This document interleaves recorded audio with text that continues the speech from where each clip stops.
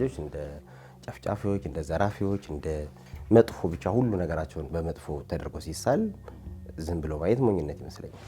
አመራር መስጠት ሲያቅተህ አያጅቦ መጣለህ የሚል አይነት ሁኔታና ችግሮችን ውጫ አድርጎ ሌላ ላይ መለጠፍ ወያኔ ማለት እምቢ ባይነት ነው፣ የትግል መስመር ነው።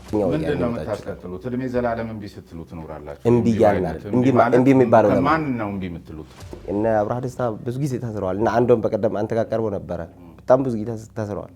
ብዙ ጊዜ ለምን ይመስልሃል? እስር ቤት የሚገባ ጠበል እንዲቀምስ አልነበረም። ብዙዎች ብዙ ሊታሰሩ ይችላሉ። ግን አንዳንዱ በተነሳ ግርግርና ፖለቲካ ውስጥ የራሱን ሆድ ሊሞላ የሚንቀሳቀሰውም ሲነካ እኔ ለእናንተ ብዬ ይሄ ሄዶ ብሔር ስር ምናምን የመወሸቅ ልማድ ስላለ እዚህ ሀገር ላይ ሀጎስ ነበር ተጠቃሚ እንደሆነ ተደርገው ምሳሌ ነበረው። ሀጎስነት ትግራዋይነት ነው። በርካታ ሀጎሶች ተጠቃሚ አልነበሩም። ህዝብ እንደ ሁለት ቁማርተኞችን የሚጫወቱበት ካርድ ነው የሆነው። ህወሓት ከመውደቁ በፊት እምቢ ሊባል የሚገባው የመልካም አስተዳደር፣ የዲሞክራሲ፣ የሰብአዊ መብት ወዘተርፈ ችግር ትግራይ ክልል ውስጥ አልነበረም? ነበረ። ግን ያኔ እምቢ ስትሉ ብዙዎቻችሁን አልተመለከትንም። ያልተመለከታችሁት አንደኛ ለመመልከት ፈቃደኞች ስላሉ ናቸው ነው የመጀመሪያው ነገር። ምክንያቱም አረና ቆየኝ ሁለታችን የታሰርነው ሁለታችን ታስረን እዚሁ ናቸው አገር አታፈርሱ ምናምን የሚሉ ነገሮች ነበሩ። ኤኒዌይ አገር አያፈርሱም ተብለን ነው የወጣን። ኦኬ አታፈርሱም ተባላችሁ? አታፍርሱ ነው የተባልነው። አታፍርሱ ጥሩ ነው፣ አናፈርስም። እኛ ማፍረስ አይደለም። አታፍርሱ ተብላችሁ ነው ወይስ አያፈርሱም ተብላችሁ ነው የወጣችሁት?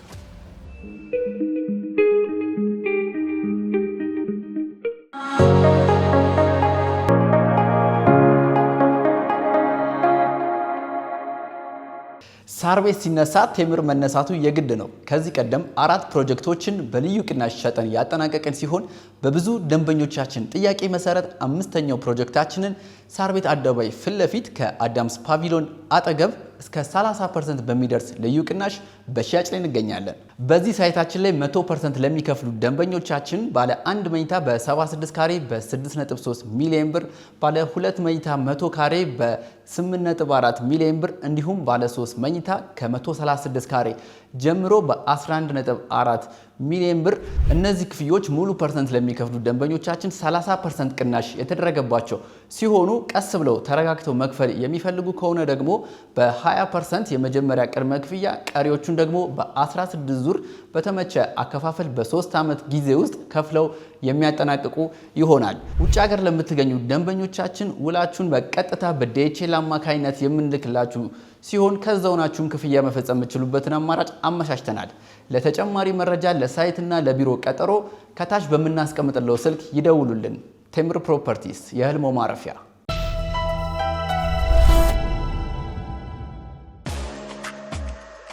ከአዲስ አበባ እምብርት ፒያሳ በ9 ኪሎ ሜትር ርቀት ላይ የሚገኘውን የቡራዩ ኮረብታማ ስፍራ ወደ አስደናቂ ስነ ህንፃ ጥበብ በመለወጥ የተገነባው ቤሌማ ሪዞርትና ስፓ በልተውና ጠጥተው ብቻ የሚመለሱበት ሳይሆን ወደር የለሽ የሆነው ውበትን አይተው የሚረኩበት ነው። እንከን የለሽ በሆነው የተፈጥሮና የአካባቢ ድብልቆችም የሚደመሙበት ልዩ ሪዞርት ነው። በሀገራችን ውስጥ ያለውን የጥበብ ባህልና ወግ እንዲያንጸባርቁ ሆነው በጥንቃቄ በተሰሩት ሬስቶራንታችን፣ ባርና የማረፊያ ክፍሎቻችን አገልግሎት ሲያገኙ የአዲስ አበባ ከተማን አስደናቂ ገጽታ በየትኛውም አቅጣጫ ላይ ሆነው እየተመለከቱ ሲሆን ከእንቅልፎ ሲነሱ ደግሞ በሰንራይዝ የተፈጥሮ ውበት እየተደነቁና ቀኑን ብሩህ እያደረጉ ነው። በሸገር ከተማ ሸዋ ሜዳ ከፍታማ ቦታ ላይ የሚገኘው ቤሌማ ሪዞርትና ስፓ ዓለም አቀፍ ደረጃውን ከጠበቀው የሪዞርትና ስፓ አገልግሎቶቹ ባሻገር ዓመቱን ሙሉ አስደሳች በሆነው የአየር ሁኔታው ጸጥ ያለ የተፈጥሮ ማረፊያውና ራሱን የሚያዳምጡበትም ስፍራ ነው። ምን ብቻ ለስብሰባና ሌሎችም አገልግሎቶች የሚውሉትና በተለያየ መጠን በተዘጋጁት አዳራሾች ቻችን ልደቱን ማሳመር፣ ጉዳዮትን መምከር፣ ልጆን መዳርና መኳል ይችላሉ። ለበለጠ መረጃና ትዕዛዞ በ0911 20795 በ0945 095555 በ0960 56 55 55 ሃሎ ብለው ይደውሉ። ቤሌማ ሪዞርትና ስፓ።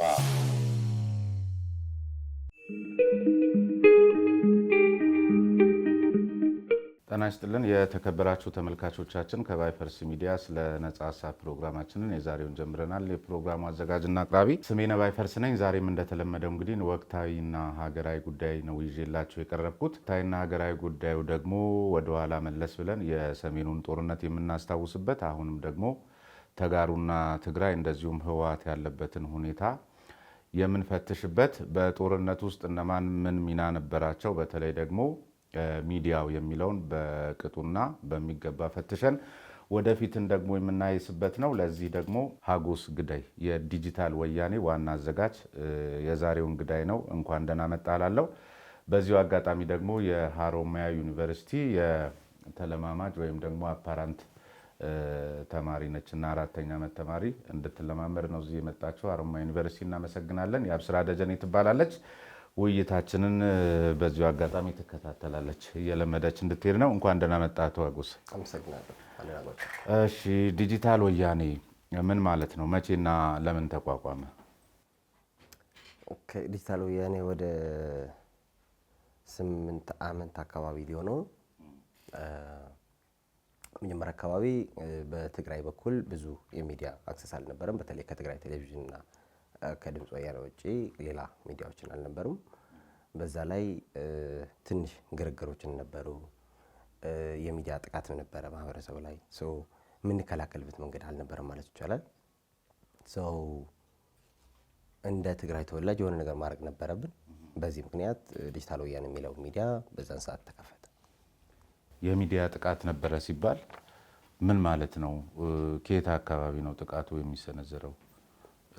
እውነትስ ደግሞ በዲጂታል ወያኔ ተከላከላችሁት?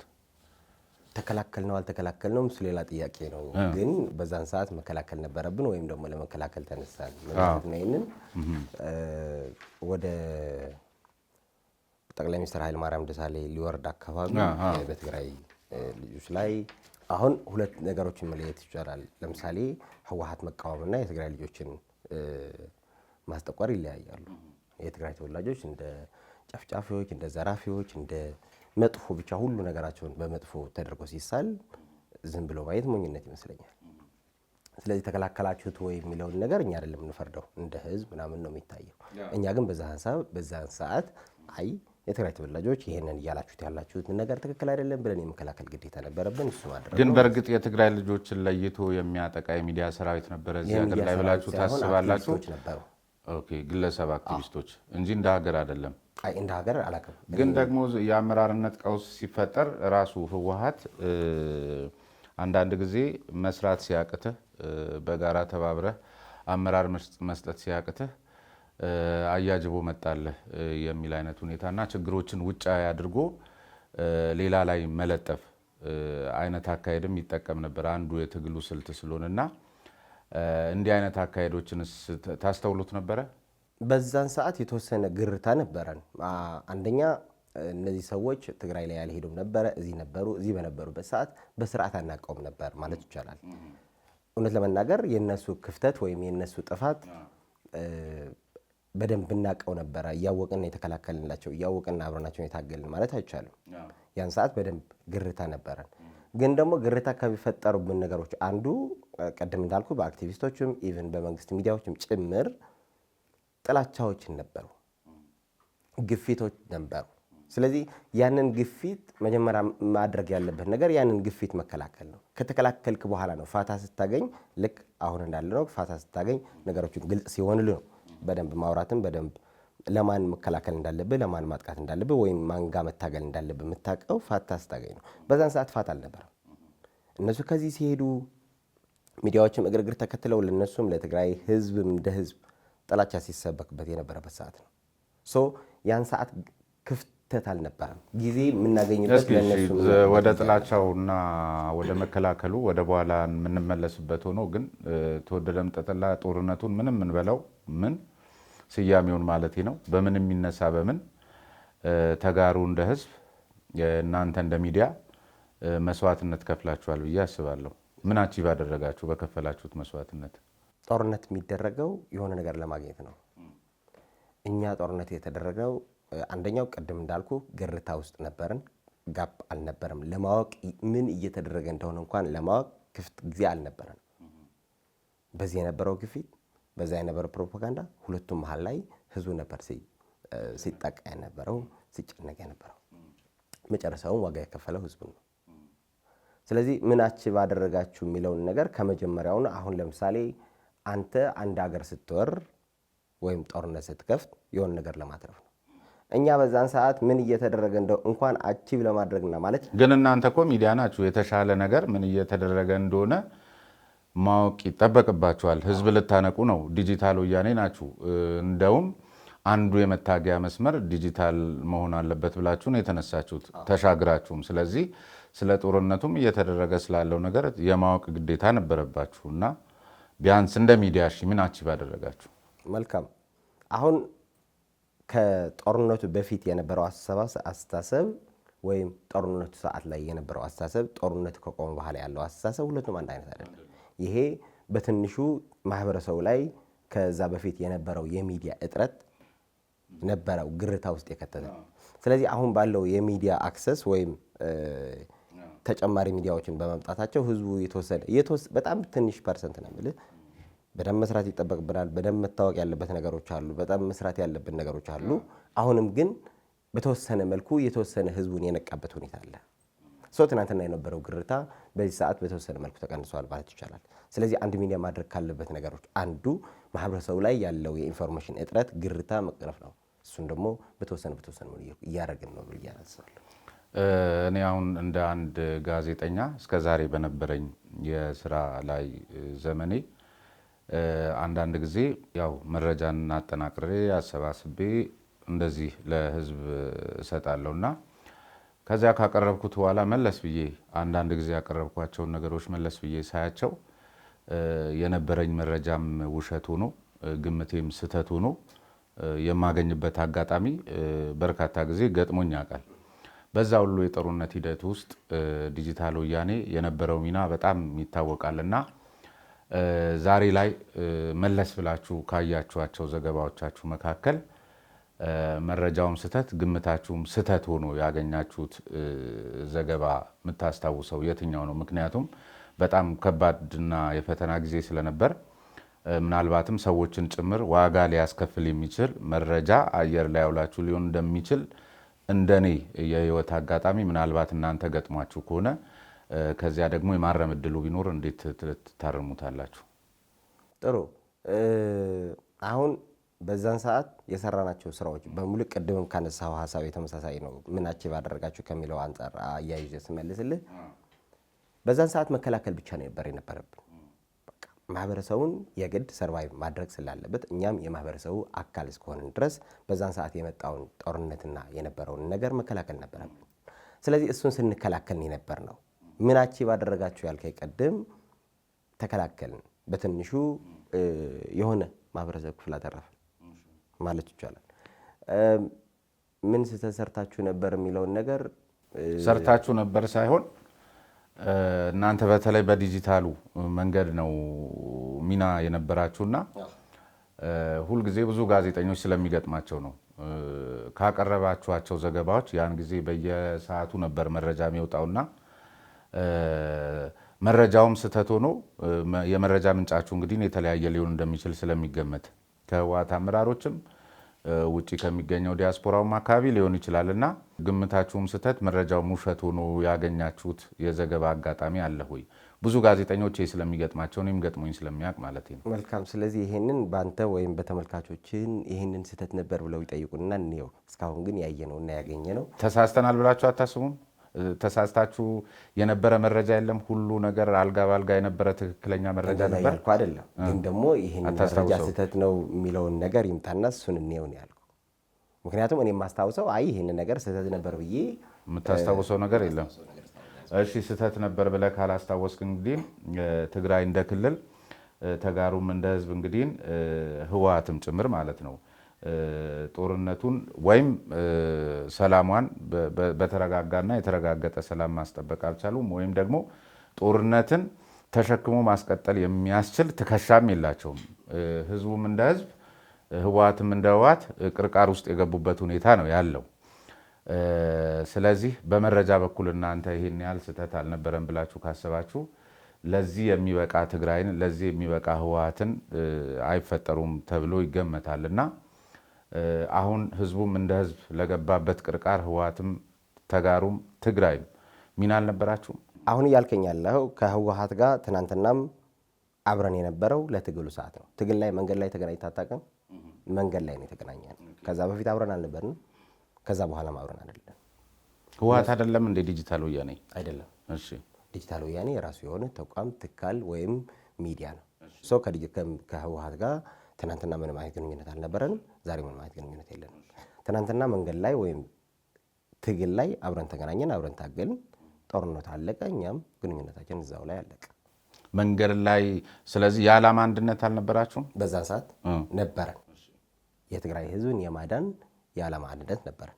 ከዛ ውጭ ግን ከህወሓት ጋር አሁን ለምሳሌ የህወሓት ግን ጦርነት ውስጥ የገባው የትግራይን ህዝብ ለማዳን የሚል ዓላማ ነው ያለው። እነሱም እንደዛ ብለው ነው የመጡ፣ እኛም እንደዛ ብለን የገባ ነው። እነሱ እንደዛ ብለው ነው የጀመሩት። የትግራይ ህዝብ ምን ችግር ገጥሞት ነው እነሱ ጦርነት ውስጥ የገቡት?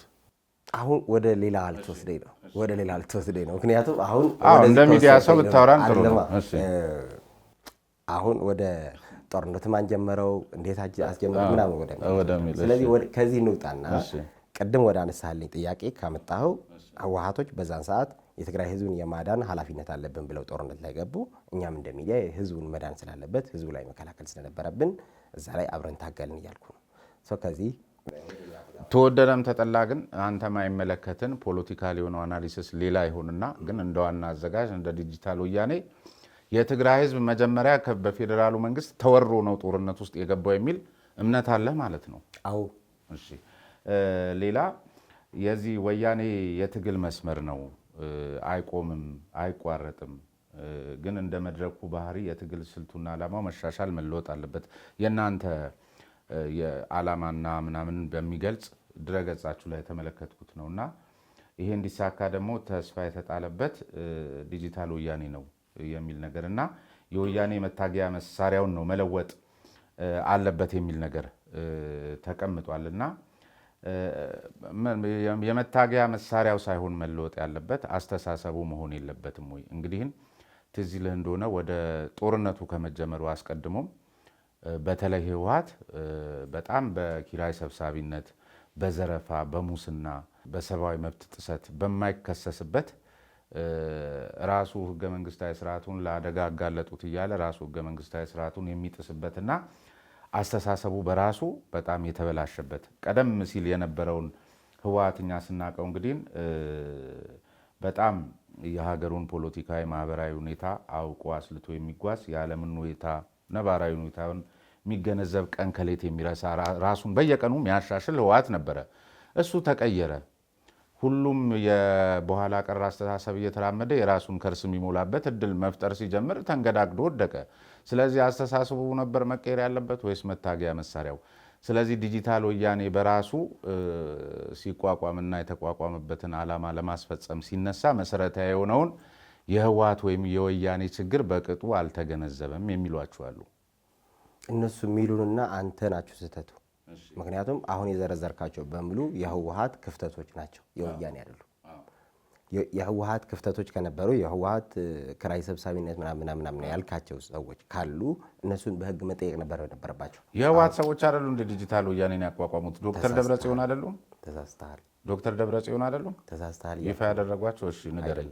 መጀመሪያ ነገር ወያኔና ህወሓት መለየት ይኖርባቸዋል። ወያኔ ቀዳማዊ ወያኔ ነበረ፣ አረና ትግራይ። ህወሓት ወያኔ ብሎ መጣ። አሁንም ሌላ የኛ ጀነሬሽን ደግሞ ሳልሳይ ወያኔ ይባላል። ስለዚህ ወያኔ የሚለውን ነገር ከህወሓት ጋር መነጠል ይጠበቃል። ምንድን ነው ወያኔ? እሺ ንገረኝ። ወያኔ ማለት እምቢባይነት ነው፣ የትግል መስመር ነው። ገብተዋል። ስለዚህ ህወሓት እዛ ላይ ነው እንጂ የገባው እኛ አይደለም የህወሓትን ስም የወሰድ ነው። ህወሓትና ወያኔ ሁለቱም ይለያያሉ። ህወሓት ወያኔ መያዛቸው ትክክል ሊሆን ይችላል። ተጋሩ ናቸው፣ የትግራይ ተወላጆች ናቸው። ስለዚህ በዛም መሄድ ይችላሉ። አሁን ያልከው ግን የትግል መስመሩ መቀየር ካለበት የህወሓት እንጂ የወያኔ አይደለም። የወያኔነት በቃ ትግራዋይነት ነው። ቀድሞ የመጣ የወላጆቻችን የቆየ ነው። አሁንም እያስቀጠል ነው።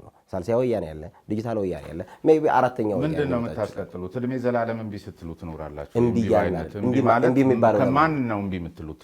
ምኑን? እሺ፣ ስለዚህ እድሜ ልካችሁ እምቢ እያላችሁ ትኖራላችሁ ወይ ሳይሆን የሚባለው ለማን ነው እምቢ የምትሉት የሚለውን ነገር ጥሩ ጥያቄ ይመስላል እኮ። ገባኝ። ሳልሳይ ወያኔ ደግሞ ሲመጣ ምንድን ነው አራተኛ ወያኔም ሊመጣ ነው እንግዲህ። አምስተኛ ለምን ይመጣል? እሺ፣ እምቢ የሚባለው ትክክል ላልሆነ ነገር ነው። በቃ ትክክል ባልሆነ ነገር በየትኛውም ሰዓት አሁን ለምሳሌ መንግስት መኖር አለበት።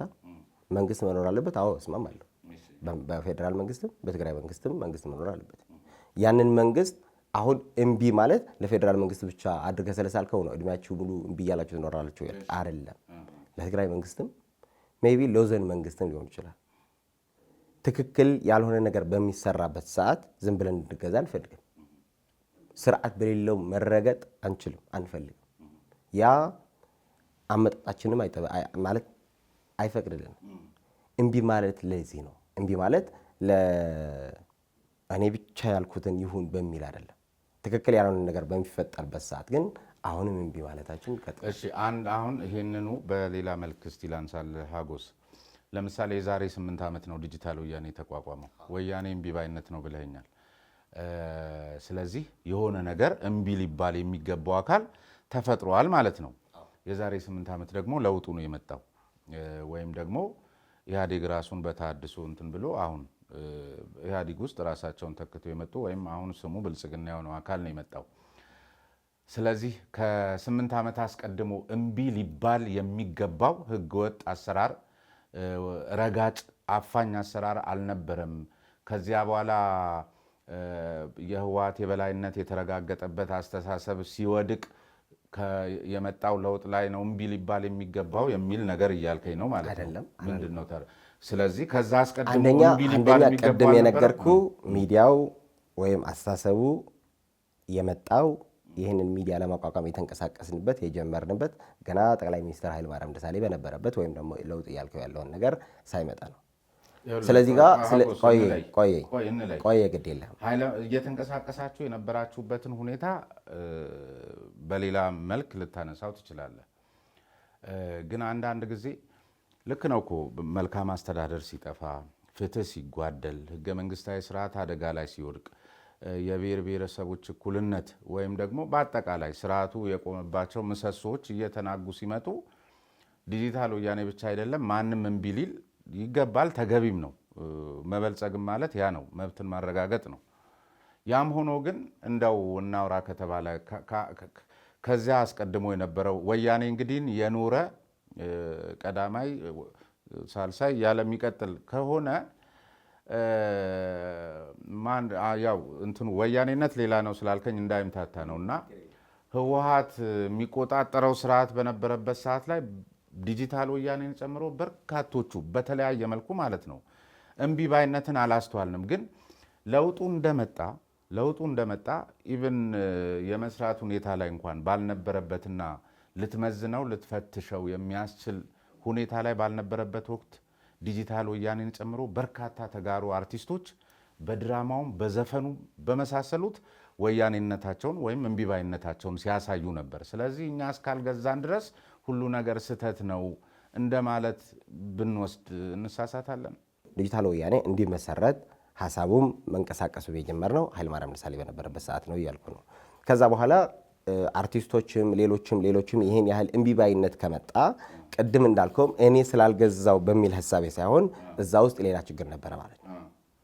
ተጋሮችን የሚጠቁበትን መንገድ ካለ ስንጠቃ እምቢ ማለታችን ግዴታ ነው። በቃ በነገራችን ላይ ተፈጥሯዊ ባህሪም ይመስለኛል። የሰው ብቻ ሳይሆን የእንስሳትም ተፈጥሯዊ ነው። ስለዚህ እምቢ ባይነት በመጀመሪያውኑ ትክክል ተደርጎ መሰል አለበት። ተፈጥሯዊ ስለሆነ መቀየር አትችልም። እኛ ዲጂታል ወያኔን ያቋቋም ነው የሚዲያ እጥረት ነበረ። የሚዲያ እጥረት በነበረበት ሰዓት ደግሞ አታክ ስንደረግ ነበረ። አታክ ስንደረግ ስለነበረ በዛን ሰዓት ለመከላከል ሚዲያን መቋቋም ግዴታ ስለነበረብን በዛን ሰዓት ነው የጀመርነው እያለ ልነግርህ ነው።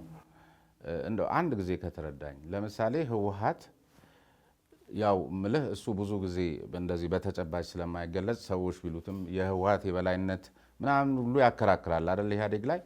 ያም ሆኖ ይህ ግን ዝም ብሎ እናንተ እንደ ወጣት በምታውቁት መንገድ እንደ ፌዴራል መንግስት የፌዴራሉ መንግስት እንደ ክልል ግን ትግራይ ክልል ሊመራ የነበረ ህወሓት ነው። በቃ ይመራ ነበረ። ህወሓት ከመውደቁ በፊት እምቢ ሊባል የሚገባው የመልካም አስተዳደር፣ የዲሞክራሲ፣ የሰብአዊ መብት ወዘተርፈ ችግር ትግራይ ክልል ውስጥ አልነበረም። ግን ያኔ እምቢ ስትሉ ብዙዎቻችሁን አልተመለከትንም ነው ያልተመለከታችሁት። አንደኛ ለመመልከት ፈቃደኞች ስላሉ ናችሁ ነው የመጀመሪያው ነገር። ምክንያቱም አረና ነበረ፣ አክቲቪስቶች ነበሩ፣ በየሰዓቱ በየጊዜው የሚታሰሩ የትግራይ ተወላጆች ነበሩ። እናንተ የምታዩት እነዛ የሚታሰሩ ሳይሆን እዚሁ ናችሁ ወያኔ ወይም የትግራይ ስርዓት ስትሉ ስለነበረ ለማየት ፈቃደኛ አልነበራችሁ። እናንተ የምታዩት ከዚህ ያለው የትግራይ አገዛዝ ብላችሁ እናንተ የምትስሉት ግን ደግሞ ትግራይም ሲጨቁን የነበረ ኃይል ካልሆነ በስተቀር ያንን እዛ የሚጠቃውን እነ አብርሃ ደስታ ብዙ ጊዜ ታስረዋል። እና አንዶም በቀደም አንተ ጋር ቀርቦ ነበረ። በጣም ብዙ ጊዜ ታስረዋል። ብዙ ጊዜ ለምን ይመስልሃል? እስር ቤት የሚገባ ጠበል እንዲቀምስ አልነበረም። ግን አንዳንድ ጊዜ ምን አለ መሰለ፣ በተለይ የዚህ የእኛ ዘመን ፖለቲካ መታሰርን በራሱ እንደ ጀብደኝነት በማየት ምልህ ለሰው ልጆች ነፃነት ታግሎ መታሰር እኮ ጥሩ ነው። አንዳንድ ጊዜ ዝም ብለህ ተንኩሰውም የሚታሰሩ አካላትን ሁሉ ስላሉ ይሄ ማለት እና አብርሃ ደስታ ተንኩሰው ታሰሩ እያልኩ አይደለም። ብዙዎች ብዙ ሊታሰሩ ይችላሉ። ግን አንዳንዱ በተነሳ ግርግርና ፖለቲካ ውስጥ የራሱን ሆድ ሊሞላ የሚንቀሳቀሰውም ሲነካ እኔ ለእናንተ ብዬ ይሄ ሄዶ ብሔር ስር ምናምን የመወሸቅ ልማድ ስላለ እዚህ ሀገር ላይ አንተ በምትለው ልክ ነው ወይ ለማለት ፈልጌ። ከዚህ ሁኖ እናንተ ጋር ወይም አዲስ አበባ የነበረውን ስርዓት ጠቅላችሁ የትግራይ ስርዓት አድርጋችሁ ነበር የምትስሉት። እንደ ሀጎስ ምናምን ባል ነገር በነገራችን ላይ ስሜ ነው። አንዳንዴ ሀጎስ ሲባል ሚዲያ ላይ እስቃለሁ እና ሀጎስ ነበር ተጠቃሚ እንደሆነ ተደርገው ምሳሌ ነበረው። ሀጎስነት ትግራዋይነት ነው። እዚህ የነበሩ ተቃዋሚዎችም ማናቸውም ለትግራይ ተወላጆች ነበር ሲቃወሙ ነበር። ለህወሓት ነበሩ። በህወሓት ዘመን በርካታ ሀጎሶች ተጠቃሚ አልነበሩ። ተረኝነት የሚባል ነገር አሁንም በምንገልጸው ልክ እንደሱ አይነት ነገር አልነበረም ብለህ ነው የምትደመድመው? ሀጎስ አንተ ወጣት ነህ። አዲስ አበባ ላይ እና ሀጎስ ሲጠቀሙ አልነበረም? አይደለም። በየመስሪያ ቤቱ የና ሀጎስ የበላይነት አልነበረም? ቆይ ይሄ ማለት ሁሉም ተጋሩ ማለት ሳይሆን ሁሌ ተጋሩ ካልሆነ እገሌ ተብሎ ተጋሩ አይደለም። ይሄ ነው ማምለጫው። አሁንም ኢትዮጵያ ላይ ፍትህን፣ እኩልነትን ለማንገስ አንዳንድ ጊዜ ማመን ያለብን ተቀብለ መሄድ አለብን። አሁን ተጋሮች የደረሰባቸውን ፈተና ሁላችንም በየደረጃው ስንቃወም ማንስማማበት ሁኔታ የነበረበትን እድል እኔ ያስታውሳለሁ። ያም ሆኖ ግን ከለውጡ አስቀድሞ በነበረው ሂደት ላይ በአዲስ አበባና በሌሎች አካባቢዎች ላይ እነ ሀጎስ ድብን አድርገው ተጠቃሚ ነበሩ። በቤት በለው በምናምን በለው ከተማው ላይ በለው በተለያየ መልኩ። እኔ ደግሞ እነ ሀጎስ የሚባሉ ስንት ፐርሰንት ናቸው? ስንት ናቸው የምታውቁት? ስንት ናቸው ተጠቃሚዎች? እሺ ወደ ሌላ እንሂድ። መልካም። ሌላው አንዱ የእናንተ የተቋቋማችሁበትን ዓላማ የተመለከተው ነጥብ ላይ ያየሁት በተለይ የወያኔነት ቅድም ያልከኝ የትግል መስመሩን ለማስቀጠል የሚል ነገርና ደርግን የመሳሰሉ ያለፉትን ጨቋኝ ስርዓቶች ታግሎ ያሸነፈ ቢሆኑም እነዚህ ኃይሎች ግን አሁንም በአስተሳሰብ ተሸንፈዋል አይደለም ማለት ነው። አሁንም እንዳሉ አይነት ነገር የሚገልጽ ነገር አለውና ባንታ አረዳድ ማለት ነው ወያኔነት የትግል መስመር ነው። ከደርግና ከህወሓት መቼም ያው ሁልጊዜ ሚዲያ ላይ ስትሆን ታሪክ አንብበህ የነበሩ ነገሮችን በተለይ ደግሞ አሁንም ወያኔነትና ህወሓትን ላለመቀላቀል ተጋሩ ስለሆንክ የህወሓትንም ታሪክ እኩል በኩል ከወያኔ ታሪክ ልታቅ ስለምትችል ከህወሓትና ከደርግ ጨቋኝ ላንተ ማን ነው? ደርግ። ለምሳሌ ደርግ ጨቋኝ ነው የምትልበት ምክንያቶችን ንገረኝ። ምንም እኔ ማለት በእርግጠኝነት ከኔ በላይ ታውቀዋለህ። በትግራይ ላይ አሁንም በህወሓት ጨቋኝ ነው። እዚህ አዲስ አበባ ኢትዮጵያ አይደለም ያልኩ ያለው በትግራይ ጨቋኝ ከሚባሉ ስርዓቶች አንዱ ህወሓት ነው። አሁን የምንቃወመው ህወሓት ነው። ህወሓት እንዲወርድ እንዲፈርስ፣ ካልሆነም ደግሞ ጥምር መንግስት እንዲፈጠር ነው የምፈልገው። ደርግ በኢትዮጵያ ህዝብ ላይ ሲያደርግ ከነበሩት ነገሮች ህወሓት ያላደረገው ምንድን ነው? ማን ያደረገው ማን ያላደረገው ይበልጣል? እኔ እንደ ትግራይ ተወላጅ ሆኜ ላውራ። ህወሓት ጨቋኝ ነው፣ መልካም እስማማለሁ። ህወሓት የጨቆናቸው ህዝቦች አሉ፣ መልካም እስማማለሁ። ከህወሓት በላይ ዘራፊ ደርግ ነው ደርግ አይደለም ምናምን የሚለውን ነገር ማቀው ዳታ ስለሌለኝ እንዳንተ ያዝኩት ቁጥር ስለሌለኝ በዚህ ላይ አልከራከረም። ህወሓትም አዎ የዘረፈው ቁጥሩ የለኝም። ይሄን ያህል ዘርፈዋል የሚለው ቁጥር የደርግ ሳለ የለኝም እያልኩ እኮ ነው። አልሰማኝም? እኔ እያልኩ ያለው በትግራይ ህዝብ የደረሰው ጭፍጨፋ ለእኔ ከህወሓት በላይ ደርግ ነው ጨፍጫፊ። ዳታው ስንት ሰው ጨፈጨፈ? ዳታ አይደለም፣ እኔ በቤተሰቦቼ በማውቃቸው አካባቢዎች። ስለዚህ ለአንተ ለግል ሳይሆን እኛ እንደ ሀገር ነው እያወራን ያለነው። እኔ እስከማውቀው ግን ህወሓት በፈለግከውን ያህል ስዕል መሳል ትችላለህ፣ የፈለግከውን ያህል መቃወም ትችላለህ። ቅድም እንዳልኩ እንዲፈርስ ከምፈልጋቸው ስርዓቶች አንዱ ነው። እንዲፈርስም የሚችለውን ነገር መታገል ከምፈልጋቸው ነገሮች አንዱ ነው። የደርግን ያህል ጨፍጫፊ አይደለም ትግራይ ላይ በተለይ እኔ ትግራዋይ ነኝ። ቅድሚያ የምሰጠው ማወራበትም መከራከርለትም የምታገልለትም ቅድሚያ የምሰጠው ትግራይ ነው። አሁን ምን እያደረገ ነው ህወሓት እዛ መቀሌ ላይ ወይም ትግራይ ክልል ላይ? እያፈነ ነው። ስለዚህ ከደርግ በምን ይለያል? ህወሓትና ደርግ የትኛው ነው የበለጠ? ራሳችሁ እኮ ወዳድራችሁ የደርግ ስርዓት በአስተሳሰብ ስላልተሸነፈ ያን ለማሸነፍ በዲጂታል መንገድ መጣን ይላል ማቋቋሚያችሁ ላይ ስለተመለከትኩት እኮ ነው። የደርግ አስተሳሰብ ያልተሸነፈበት ምክንያት ማሸነፍ የሚያስችል አስተሳሰብ፣ ማሸነፍ የሚያስችል አሰራር፣ ማሸነፍ የሚያስችል ነፃነት ህወሓት ስላልሰጠ ነው። ዛሬም ድረስ ከደርግ በላይ ህወሓትን እያስታወሰ የሚንገፈገፍ ማህበረሰብ በአዲስ አበባ በሌሎች የሀገሪቱ የክልል ከተሞች ላይ በጣም የተንሰራፋው ለዚህ ነው። ስለዚህ መሸነፍ ያለበትን ነገር ትታችሁ ነው የማይሸነፈውን ነገር እንደ ሀሳብ ይዛችሁ የመጣችሁት ለማለት ፈልግ። እዛው ላይ እኮ ተነጻጽሮ ስለቀረበ ነው።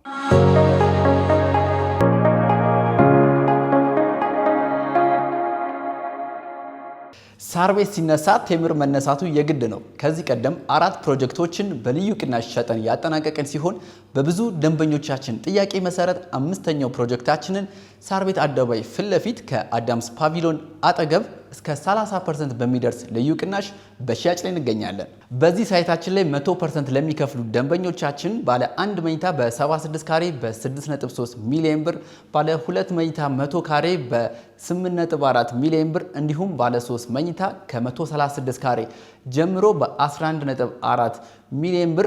እነዚህ ክፍዮች ሙሉ ፐርሰንት ለሚከፍሉ ደንበኞቻችን 30% ቅናሽ የተደረገባቸው ሲሆኑ ቀስ ብለው ተረጋግተው መክፈል የሚፈልጉ ከሆነ ደግሞ በ20% የመጀመሪያ ቅድመ ክፍያ፣ ቀሪዎቹን ደግሞ በ16 ዙር በተመቸ አከፋፈል በ3 ዓመት ጊዜ ውስጥ ከፍለው የሚያጠናቅቁ ይሆናል። ውጭ ሀገር ለምትገኙ ደንበኞቻችን ውላችሁን በቀጥታ በዲኤችኤል አማካኝነት የምንልክላችሁ ሲሆን ከዛው ናችሁም ክፍያ መፈጸም የምትችሉበትን አማራጭ አመቻችተናል። ለተጨማሪ መረጃ ለሳይትና ለቢሮ ቀጠሮ ከታች በምናስቀምጥለው ስልክ ይደውሉልን። ቴምር ፕሮፐርቲስ የህልሞ ማረፊያ።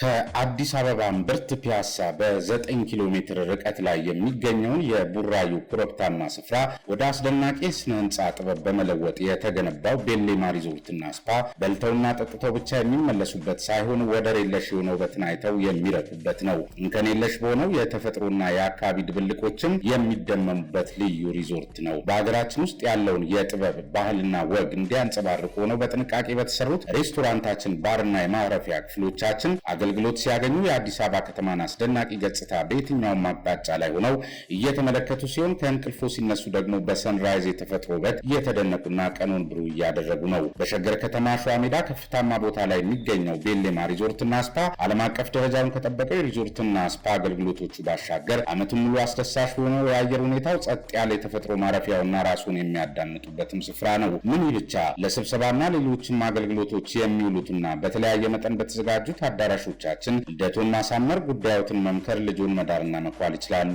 ለበለጠ መረጃና ትዕዛዞ በ0911 20795 በ0945 095555 በ0960 56 55 55 ሃሎ ብለው ይደውሉ። ቤሌማ ሪዞርትና ስፓ።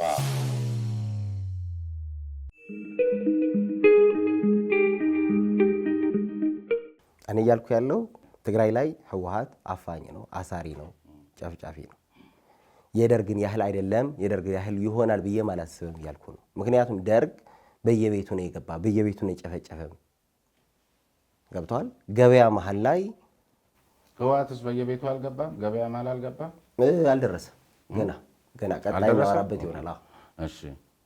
ስለዚህ አሁን እንግዲህ ባለፈው ጦርነቱን ምንም እንበለው ምን መንገድ ላይ ተገናኝታችሁ በጋራ በእናንተ አስተሳሰብ ህዝባችሁን ልትከላከሉ ብዙ ውጣ ውረዶችን አለፋችሁ። መስዋዕትነት ተከፈለ። በተለይ ወጣቱ በጣም መስዋዕትነት ከፈለ። እንግዲህ ህወሓትን እንደ ወያኔ ቀደም ሲል ስናቀው እንግዲህ ለእኩልነት የከፈለው መስዋዕትነት ራሱ ብቻ አይደለም፣ ብዙዎችን አስተባብሮ ነፃነትን የተጎናጸፈ ለሌሎችም ነፃነት ሰጥቶ መጀመሪያው አካባቢ ላይ አመርቂ ውጤቶች ሲያስመዘግብ የነበረ ነው። ዛሬ ላይ ደግሞ አሁን በምትለው ልክ እዚያው ከተጋሮች የወጡ አካላት በዚህ መልኩ ህወሓትን ሲገልጹት ዛሬም እምቢኝ ያለበት ሁኔታና አሁን ሰሞኑን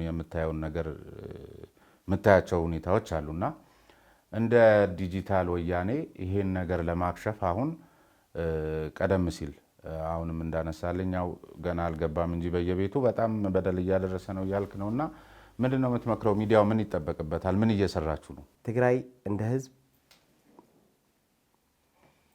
በጣም መጥፎ ሁኔታ ላይ ነው። በጣም መጥፎ ሁኔታ ላይ በጣም መጥፎ። የሚያሳዝነው ነገር ህዝብ እንደ ሁለት ቁማርተኞችን የሚጫወቱበት ካርድ ነው የሆነው። ብሩ እያልኩ አይደለም፣ ካርዱ ሁሉም እያነሳ የሚጥለው የሁለት ቁማርተኞች ካርድ ነው የሆነው። ህዝብ እንደ ህዝብ፣ ክልል እንደ ክልል፣ ማህበረሰብ እንደ ማህበረሰብ መከበር ሲገባው፣ መታገዝ ሲገባው፣ መረዳት ሲገባው የሁለት ቁማርተኞችን ካርድ ነው የሆነው። ብዙ ነገሮችን ማንሳት ይችላል። ለምሳሌ ህወሓት በዛው ሆኖ ከሻዕቢያ ጋር ሆኖ ይታገላሉ እያለ ነው። በዚህ በኩል ከእነ ስምረትን ይዞ ፌዴራል መንግስትን ይዞ ይታገላሉ እያሉ ነው። ሁሉም ለትግራይ ህዝብ መፍትሄ ለማምጣት ህዝቡን ለማዳን ህዝቡን ለማገዝ የሚያስብ አንድም አካል የለም፣ አንድም ሰው የለም። ሁሉም ለየራሳቸው ቁማራቸውን የሚያሸንፉበት መንገድ ብቻ የሚጠቀሙበት ካርድ ነው የሆነው ህዝቡ። እንደ ዲጂታል ወያኔ እናንተንም ጨምሮ ማለት ነው የለም። በትንሹ እኛ ከዚህ ውጭ ነን ብለን ነው የምናስበው። አይ እዛ ውስጥ ናቸው የሚለን አካል ካለ እንቀበላለን፣ ምክንያቱም ትክክል ሊሆን ስለሚችል። እስቲ ለምሳሌ እንዴት ልትሆኑ እንደምትችሉ ምናልባት እኔ እንደ መስፈርት አድርጌ አሁንም ለህዝቡ ነፃነትና ለትግራይ አንዱ ነፃ መውጫ ብዬ ማስበው መሰረታዊ ጉዳይ ያለ ይመስለኛልና እዛ ላይ ያሰላለፍ ወይም ያመለካከት ለውጥ ካላችሁ ኢትስ ኦኬ፣ እናንተም የካርድ አላረጋችሁትም የቁማርተኞቹ ብዬ ልውሰድ። ምን ይሆናል መሰለህ፣ ለምሳሌ በፊት ይሄ ህገ መንግስታዊ እንትኑ አለ አይደል፣ ከዚህ ከድንበር ከወሰን ከመሳሰሉት ጋር ተያይዞ ከዛ ባይ ዲፎልት ጦርነቱ በፈጠረው ሁኔታ ባይ ዲፎልት ነው የምልህ የሆነ የተዛቡ አስተሳሰቦችና ለውጦች አሉ። አሁን በመሰረታዊነት የዚህ የምዕራብ ትግራይ ጉዳይ ሲነሳ ደብረጽዮን በለው ጌታቸው በለው አረና በለው ሀጎስ በለው ሁሉም የተለየ አቋም ሲያንጸባርቁ አይቻል ያቅም እና የሚመስለኝ ለመፍትሄው መሬት ላይ በተጨባጭ ላወርድ ስትለው ከወረቀት ውጭ የሆነ የተዛባ ነገር አለ አይደለ? እዛ አካባቢ ላይ አሁን በዛ ጋር ነው ግርግሩና የሆነ ደፋር ውሳኔ የሚጠይቅ ሰጥቶ መቀበል መርህን ያደረገ ኦር መሸነፍንም ሊሆን ይችላል ለህዝቡ ነፃነትና እፎታ ሲባል እዛ ላይ ያንን ደፋር ውሳኔ ለመወሰን የተዘጋጀ አንድም አይነት በአክቲቪስቱ በኩል በለው ተደራጅተውም በፓርቲነት በሚንቀሳቀሱት በለው ለምሳሌ ስምረት ከሚቃወመውና ህወሓት በምዕራብ ትግራይ ጉዳይ ላይ ምንም አንዳች አይነት ልዩነት የላቸውም እና ሁልጊዜ ይሄ ደግሞ ተንጠልጥሎ በቆየ ቁጥር የህዝቡም ስቃይ ተንጠልጥሎ ነው እስካሁን ድረስ ያለውና እዚህ አካባቢ ላይ ዝም ብሎ በእናንተ መረዳትና የዲጂታል ወያኔ ምንድን ነው እስቲ ያስተሳሰባችሁ? ሁላቸው ደብረጽዮንና ጌታቸው አንድ አይነት ቃል የሚናገሩበት መንገድ ካለ እኔም ጨምሮ በረሃ ያለው አፋር በረሃ ያለው ትግራይ በረሃ ያለው እኩል የሚናገሩበት ከሆነ ያንን ነገር የጋራ ዓላማ ነው ማለት ነው። ምዕራብ ትግራይ በቃ አለቀ እኮ። በምዕራብ ትግራይ የትግራይ ምዕራባዊ ክፍል ነው። እናንተም እንደሱ ነው የምታስቡት? ልጨርስ። የትግራይ ምዕራባዊ ክፍል ነው አልከኝ። በትግራይ ምዕራባዊ ክፍል ግን ያው ለሀጎስ አታጣሙ ህገ መንግስቱ እሱን ነው የሚለው ስለሚል ነው ያልኩት። ስለዚህ ህገ መንግስቱ ውስጥ ባለ ነገር ለምንድን ነው እንዴት ነው ዲፎልት ጦርነቱ ይናዛባው? ስለዚህ መስተካከል አለበት ማስተካከል ያለበት አካል ማስተካከል ነው ያለው። የወንበር ጉዳይ ካልሆነ በስተቀር አሁንም ከዚህ ከገባችሁበት ቅርቃር ሊያወጣችሁ የሚችለውን ጥያቄ መመለስ የማይችሉ አደረጃጀቶች ናችሁ ጠቅላላችሁ ነው እያልኩ ያለሁት። ካልሆናችሁ ንገረኝ እንጂ አሁን በምትለው መንገድ አሁን የተባለው በፕሪቶሪያው ስምምነት አግባበለው በምናምን እያልኩ እኮ ያለሁት ህገ መንግስቱ ለምሳሌ ምዕራብ ትግራይ ቀደም ሲል አሁን ሌሎች ያዟቸው አፈናቀሉ ምናምን የምትለው ላይ ህገ መንግስቱ አዎ የትግራይ ነው የሚለው። በቃ አለቀ። ስለዚህ ምንድን ነው የሚፈልገው? አይደለም ታሪካዊ እንትን ይዳኘን ተጨቁነንና እኛ ባልተሳተፍንበት ህገ መንግስት ነው የመጣው ምናምን የሚለው አካል ደግሞ እዛው ቦታ ላይ አለ። ባይ ዲፎልት ያ ያልኩ ህገ መንግስቱ ተዛባ። ይሄንን መለወጥ የሚያስችል ደፋር ውሳኔን የሚጠይቅ አመራርነትን ይሻል መፍትሄው ነው የኔ እንትን። ግን ይሄንን አይደላችሁም ሁላችሁም። አሁን ደብረጽዮን የያዘውን ቦታ ከመጋፋት ውጪ አንተም ስምረትም ክንደያም ጌታቸው ረዳም አንድ አይነት ናችሁና መች ነው የትግራይ ህዝብ መፍትሄ የሚያመጣው? ይሄ ነው ችግሩ፣ መሰረታዊ ችግሩ ብዬ ስለማስብ አንድ አይነት የሆንበት ምክንያት የዓላማ አንድነት። ታዲያ አንድ ላይ አትሰበሰቡም? አንድ የሆንበት ምክንያት ሁላችንም ያ ቤት የሁላችን ቤት ስለሆነ ነው። በቤቱ የሚደራደር ቤተሰብ የለም። አሁን አንድ ቤተሰብ ሲበታተን ትዳሩን ሲይዝ የየራሱ ኑሮ አለው፣ የየራሱ ህይወት አለው፣ የየራሱ መንገድ አለው። በአባቱና በእናቱ ቤት በዚህ በኩል ካላፈረስኩ ብሎ የሚታገል ሰው የለም። ያ ቤት ቤትህ ነው። ምዕራብ ትግራይ በህገ መንግስት የትግራይ ነው ከተባለ አለቀ። እዚህ ጋር ማውራት አይጠበቅብንም። ህገ መንግስቱን ደግሞ እኛን አይመለከተንም፣ አልተሳተፍንበትም። በራሱ ጊዜ ህወሓት ለራሱ እንዲጠቅመው ብሎ ስለዚህ ህገ መንግስቱ ብለው ደግሞ የሚያስቡ አካላትም መብታቸው ነው። ስለዚህ ህገ መንግስቱ ፈርሰዋል ያልከኝ ነው። ህገ መንግስቱ መፍረስ አለበት ብለው የሚያስቡ አሉ። ስለዚህ መጀመሪያ አሁን ከዛ እንወጣም ይላሉ። መልካም እስካልፈረሰ ድረስ የትግራይ ተወላጆች ናቸው የለም የትግራይ ተወላጆች ቦታቸው ላይ ቆዩና ከዛ በኋላ ህገ መንግስቱ ሲፈርስ ባይ ዲፎልት በነበረው ጦርነት የተበላሸ ነገር ኖርና የተበላሸውን ነገር ያበላሸውን አካል ነው ማስተካከል ያለበት። እስካልተስተካከለ ትግላችሁ ይቀጥላል ማለት ነው። እኔ ብቻ አይደለሁም የኔ ልጅ አጋጣሚ ሆኖ እሱ ካልደረሰበት የኔ ልጅም የቤትህ ቤትህ ነው አለቀ። ቤትህ ላይ የምትደራደርበት ምንም አይነት ምክንያት በምዕራብ ትግራይ ላይ ሁሉም ሰው እንደዚህ ነው። አዎ እስካለ በህይወት እስካለ ድረስ በህይወት ያለ ሁሉም እነዚህኞቹም መብታችን ነው ምናምን ብለው እስከያዙት ድረስ በዚህ ነው የምትቀጥሉት። መልካም።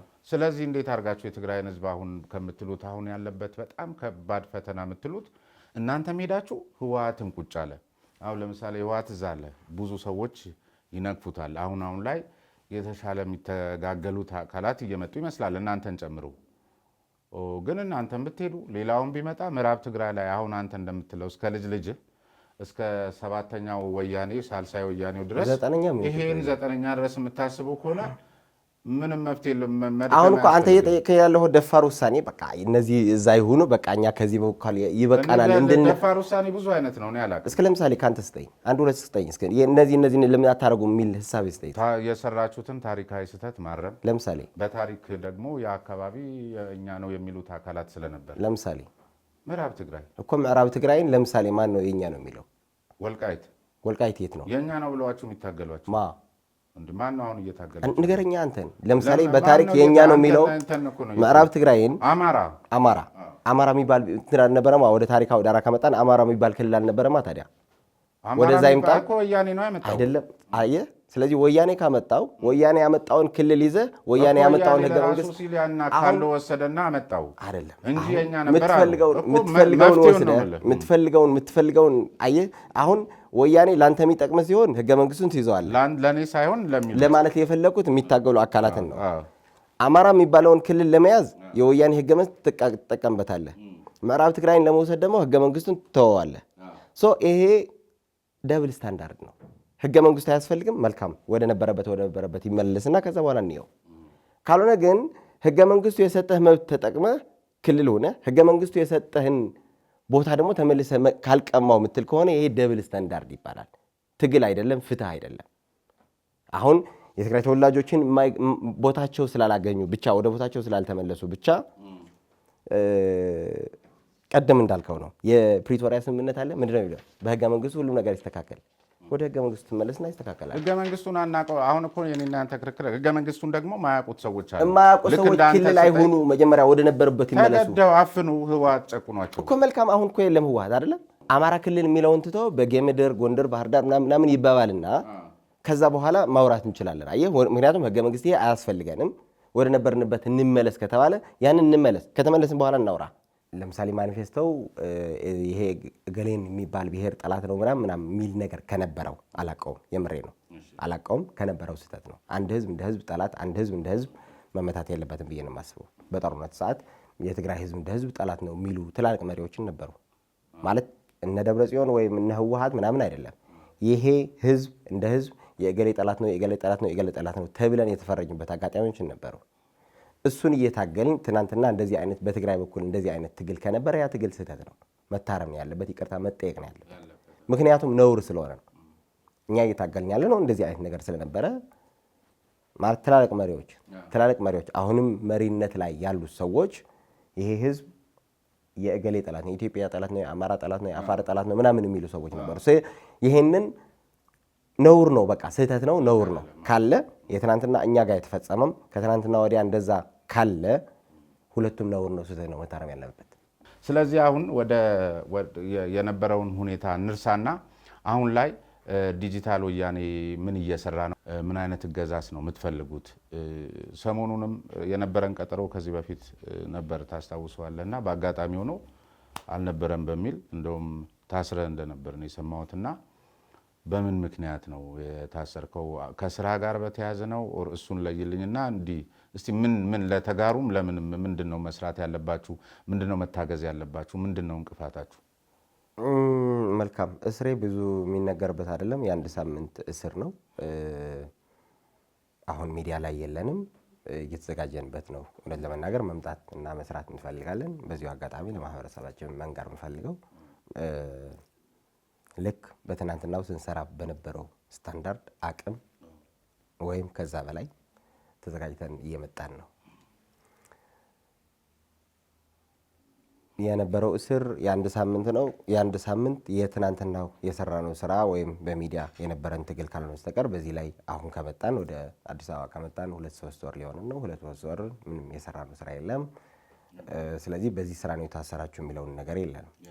በትናንትናው የነበረው ትግል እዛ ላይ ነበራችሁ በሚል ነው አንድ ሳምንት ታስረን ወጣን ማለት ነው። በትናንትናው ጉዳይ በፊት በነበረው ጉዳይ ነው የገባችሁት? አዎ፣ ሌላ ምንም የለንም። እስካሁን የሰራነው ስራ የለም። ኦኬ። ከመጣችሁ በኋላ የሰራችሁ ስራ የለም? ምንም የለም። እና ምን ተባብላችሁ ወጣችሁ? ሁላችሁም ናችሁ የታሰራችሁት? አይደለም፣ እኔና አንድ ታናሽ ወንድሜ ነበር። ሁለታችን የታሰርነው። ሁለታችን ታስረን እዚሁ ናችሁ አገር አታፈርሱ ምናምን የሚሉ ነገሮች ነበሩ። ኤኒዌይ አገር አያፈርሱም ተብለን ነው የወጣነው። አታፍርሱም ተባላችሁ? አታፍርሱ ነው የተባልነው። አታፍርሱ ጥሩ ነው፣ አናፈርስም። እኛ ማፍረስ አይደለም። አታፍርሱ ተብላችሁ ነው ወይስ አያፈርሱም ተብላችሁ ነው የወጣችሁት? አታፍርሱ ተብለን ነው የወጣነው። ኦኬ። ምክር ተሰጥቷችሁ እንጂ ገና እንደማታፈርሱ እርግጠኛ አልሆኑባችሁም? አይደለም። ኤኒዌይ አታፍርሱ ተብለን ነው የወጣነው። እዛ መስራት አልቻላችሁም? መቀሌ ሆናችሁ አትታገሉ? መቀሌ ሆኖ መስራት አይቻልም። በዚህ ሰዓት መቀሌ ሆኖ መስራት አይቻልም። ለምን? እዛው ያለው ስርዓት ትንሽ ከትግሉ ወጥቶ ወደ አፋኝነት መጥተዋል። ጓደኞቻችን ታስረው ነበረ፣ ተከሰው ነበረ። አሁን ወደ አፈሳ ምናምን ያሉ። በእርግጠኝነት ግልጽ ለመናገር አውቃለሁ የተወሰኑ የትግራይ ተወላጆች ቅር እንደማሰኛቸው፣ ግን ከሻዕቢያ ጋር እስካለ ድረስ የሻዕቢያን ስታይል መያዝ ግድ ይልሃል እና ሻዕቢያ ትግራይ እየተመላለሰ ነው ያለው ከትግራይ ጋር ወይም ከህወሓት ጋር ጽምዶ የሚል ያለ ምንድን ነው ያልተቀደሰ ጋብቻ ላይ ናቸው። ያንን ያልተቀደሰ ጋብቻ መሰረት በማድረግ ትግራይን በዚህ ሰዓት እንኳን ለሚዲያ ለመኖር ራሱ ምቹ አይደለችም። በተወሰነ መልኩ አዲስ አበባ መጣን። አዲስ አበባ የሚመቹ ሁኔታዎችን እያፈላለግን ነው። የሚመች ከሆነና መስራት የምንችል ከሆነ እዚህ ሆነን ለትግራይ ህዝብ የምንታገልበት መንገድ ወይም የመታገያ አንዱን መስመር ለመሆን እየታገላችሁ ነው። እኔ የምልህ አንድ በጣም መሰረታዊ ነገር አነሳለኝ። አነሰን በዛ አሁን ያለውን ህወሓት በተለያየ መልኩ እንግዲህ እሱንም ቁጥሩ ምን ያህል ነው በምን መለኪያ ካልከኝ ማውራት ስለማያስችል እንጂ በተወሰነ መልኩ አብረው ከጎኑ ተሰልፈው እኮ እያገዙት ያሉ ተመሳሳይ ከእናንተ ጋር አንድ መስመር ሆናችሁ በጦርነቱ ሰዓት ላይ መንገድ ላይም ተገናኝታችሁ ይሁን ሌላ ቦታ ሲታገሉ ህወሓትን እና የነበረውን አገዛዝ ሲደግፉ የነበሩ በተለያየ መልኩ በሚዲያ ሲያነቁ የነበሩ ኃይሎች በውጪ በተለይ የሚገኙት ዛሬም ከህወሓት ጎን የተሰለፉ አሉ። አንዳንድ ግለሰቦችም መጠኑ ያው ስፋትና ጥልቀቱን በእርግጠኝነት መናገር ባይቻልም አሉና ከዚያ ግን በሻዕቢያ ላይ ደግሞ ሲቀርብ የነበረውና አድርሶታል ተብሎ የነበረው ጥፋት ዘግናኝና እንዲህ አይነት መድረክ ላይ አንዳንዴ ባታስታውሰው ሁሉ ደስ የሚልህ ነገር ይመስለኛል። አሁን ተመልሶ ከሻዕቢያ ጋርም ጽምዶ በተፈጠረበት ሁኔታ ያን እያስታወሱ ያን እያወገዙ አሁን አብሮ ከህወሓት ጋር የሚሰለፉ አካሎች ተገቢነቱ፣ ልክነቱ፣ ምክንያታዊነቱ እንዴት ነው የታዘባችሁት? ህዝቡስ እንደ ህዝብ በዚህ ጉዳይ ላይ ምን ሀሳብ ምን አስተያየት እየሰጠ ነው?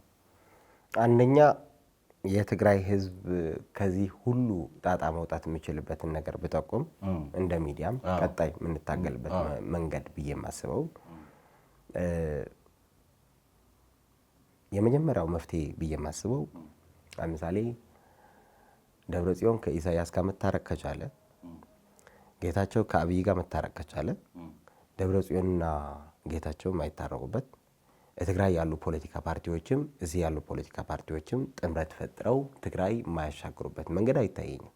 ከእልህ ከወጡ ቅድም እንዳልኩ ህዝቡን ከካርድነት ወደ ህዝባቸው የሚያስቡበት ከመጫወቻቸው የሚከበርበትን መንገድ ከተፈጠረና ከታየ ከተፈለገበት የትግራይን ህዝብ የሚሻገርበት አንድና አንድ ትንሽ የቀጭን ገመድ አለች ብዬ የማስበው ከጦርነት መውጫ መንገድ ሊሆን ይችላል ብዬ የማስበው የትግራይ ተወላጆች በህብረት ጥምር መንግስት መመስረት አለባቸው።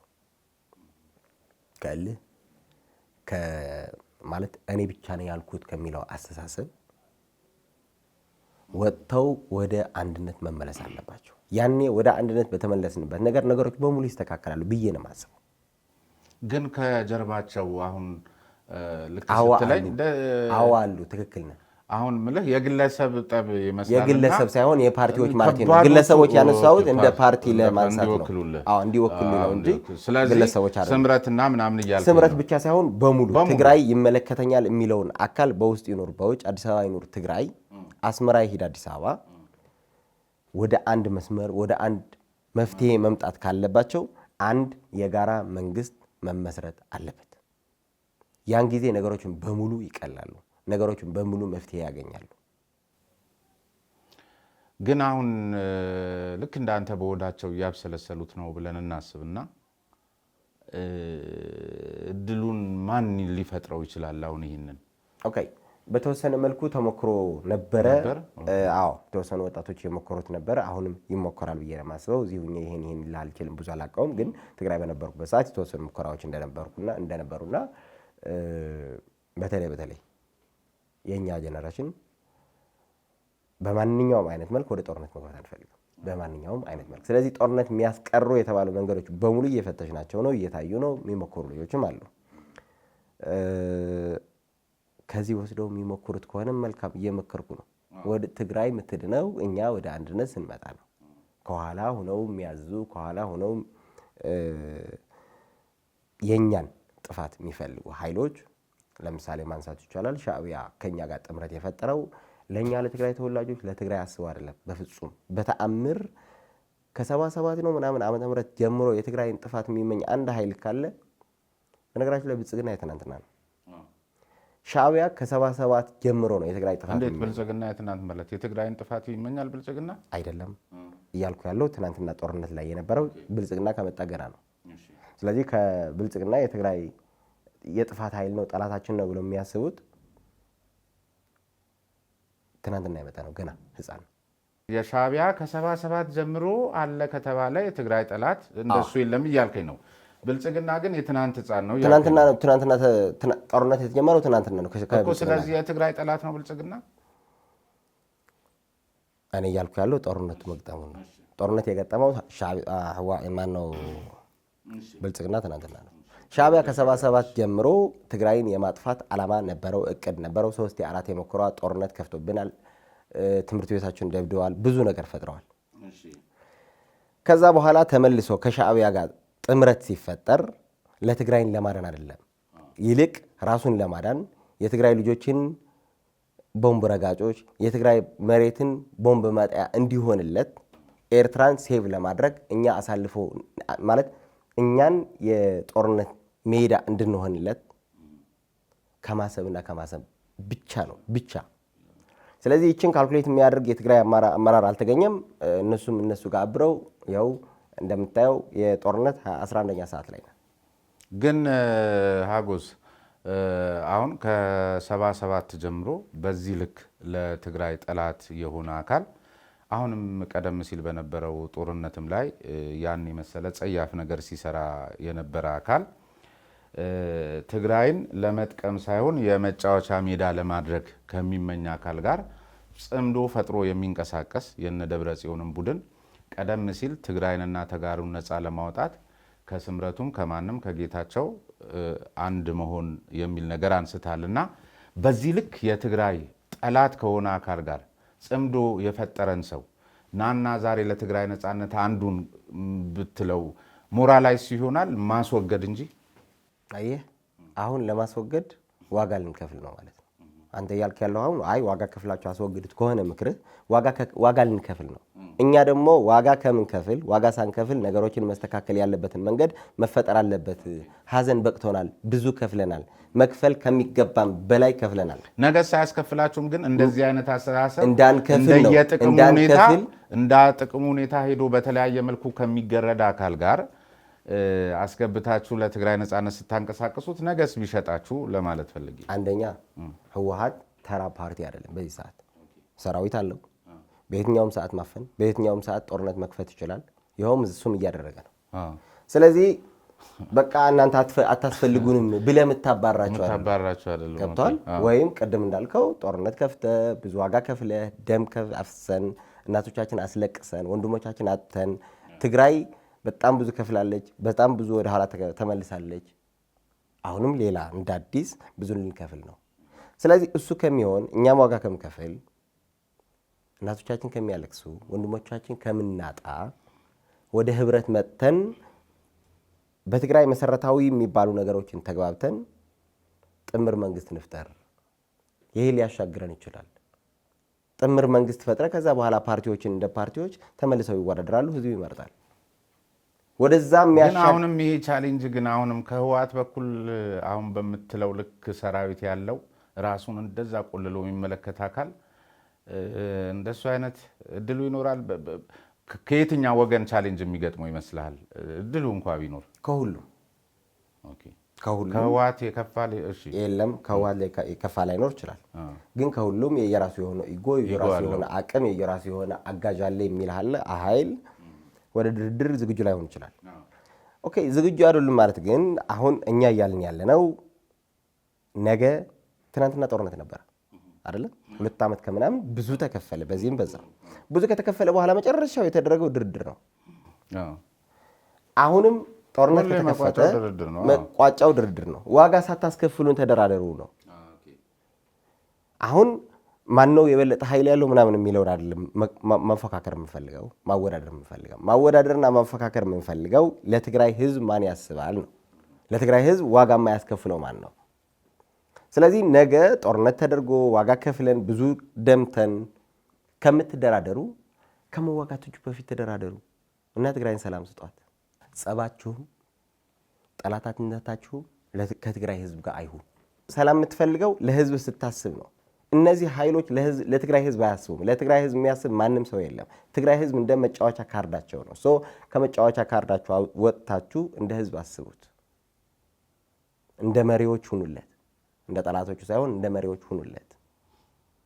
ይህንን ህዝብ ያለ ምክንያት ያለ ጥፋቱ እየተቀጣ ስለ በጣም ረጅም ዓመታት 4-5 ዓመታትን ዋጋ ከፍለዋል። አሁንም ዋጋ እየከፈለ ነው። አሁንም ትግራይ ላይ ሆነ ለነገ የሚባለውን ነገር እቅድ ማቀድ አትችልም። ምክንያቱም ነገ በቃ ከነገ ወዲያ የሆነ ነገር ይፈጠራል። አይ ደብረጽዮን አኩርፎ ነበር፣ ሞንጆሪኖ ስቃ ነበር፣ አብይ ቆጣ ብለዋል ምናምን እያለ ከዛሬ ነገ ጦርነት ይከፈታል በሚል ፍራቻ ውስጥ ነው ያለው ሰው። ህዝቡን ታደጉት፣ ህዝቡን ሰላሙን ስጡት። እሺ ተመልካቾቻችን እንግዲህ ከሀጎስ ግዳይ ጋር የነበረን ቆይታ የተመለከታችሁትን ይመስላል። የትግራይን ህዝብ ባሰበው ልክ ነፃ አውጥቶ ድጋሜ እንደምንገናኝ ተስፋ እያደረኩኝ የዛሬውን በዚሁ እናበቃለን። ስሜ ነባይ ፈርስ ነበርኩ አብሬያችሁ የቆየሁት። በተከታዩ ሳምንት በሌላ እንግዳ በሌላ ርዕሰ ጉዳይ እንገናኛለን። ለዛሬው አበቃሁ። ቴንኪው። እግዚአብሔር ያክብርልኝ። አመሰግናለሁ።